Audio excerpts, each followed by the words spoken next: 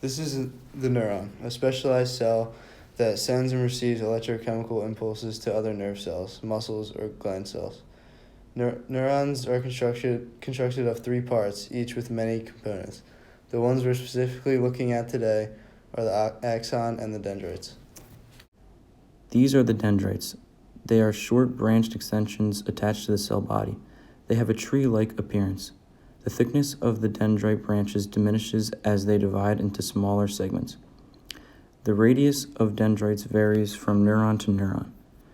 Dendrites are usually under 1.5 millimeters in length.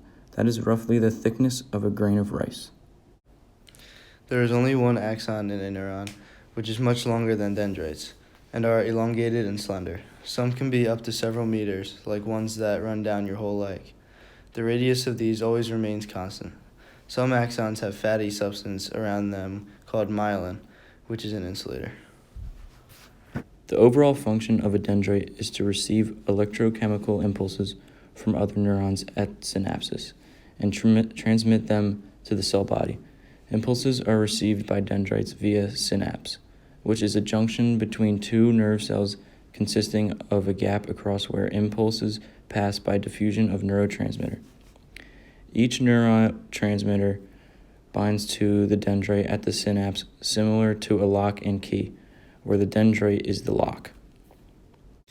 The axon carries the impulses away from the cell body and to the terminal branches, transmitting neuron signals. It is best to think of this as processing or loading information. Large axons are said to transmit information signals more quickly. Also, when axons have myelin, this sheath allows electrical impulses to transmit quickly and efficiently along the nerve cells. Fun facts. The average number of neurons in the human brain equals 100 billion.